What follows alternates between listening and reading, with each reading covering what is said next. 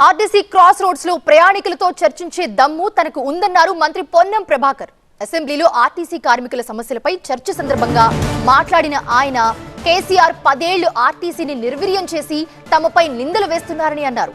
RTC గురించి మాట్లాడే అర్హత బీఆర్ఎస్ కు లేదని, ఆర్టీసీ కార్మికులకు ఏ సమస్య ఉన్నా ప్రభుత్వం సానుకూలంగా స్పందిస్తుందన్నారు పొన్నం ప్రభాకర్.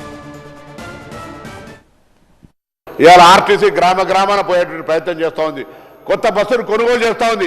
రేపు 2400 ఈ బస్సులు హైదరాబాద్కి వచ్చినాక ఈ బస్సులన్నీ పల్లె గ్రామాలకు వెళ్లే విధంగా ఏర్పాట్లు చేస్తా ఉన్నాం.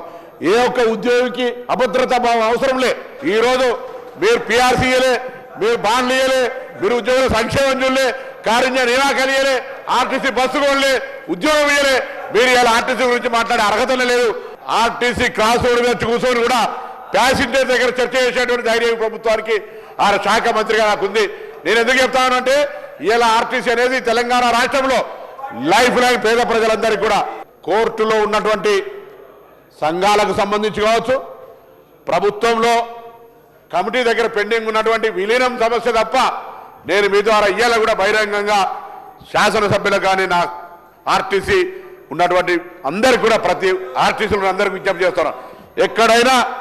ఎక్కడైనా ఆర్టీసీకి సంబంధించి ఏ సమస్య ఉన్నా ఈ ప్రభుత్వం సానుకూలంగా స్పందిస్తుంది. ఈరోజు 48 మంది ఉద్యోగుల 48,000 మంది ఉద్యోగులపై వెయిట్ చేస్తున్నాం. రేపట్లో చేరి కాకపోతే అని ఉక్కుపాదం మోపే నిర్ణయాలు ఎవరు ప్రకటించారు అధ్యక్ష? ఈరోజు సమ్మె అంటే డిస్మిస్ అని చేసింది అసలు కార్మిక సంఘాల గురించి అడుగుతున్నారు. ఇలా రద్దు చేసింది ఎవరు అధ్యక్ష? ప్రజాస్వామ్యాన్ని కూడి చేసింది ఎవరు అధ్యక్ష? 10 ఏళ్లలో నెగటివ్ వచ్చింది, ఇంటెలిజెన్స్ రిపోర్ట్ చెప్పింది, ఆర్టీసీ లోటేషన్ లేదు అంటే ఓ విలీనం పేరు మీద మీరు చేసినారు. ఇవాళ విలీనం మీద చేసి మీరు ఇలా మాట్లాడితే ఎవరితోటి మాట ముచ్చట్లే. గవర్నమెంట్కి లేచిందే నిద్ర ఒక నిర్ణయం ప్రకటించేసారు. మళ్ళీ దాని మీద కూడా ఇగో గవర్నర్ ఆమోదిస్తారు పోనీ చలో గవర్నర్ అని అదొక డ్రామా మీరు చూసినారు ఎంత పెద్ద వ్యవస్థ నడిచిందో.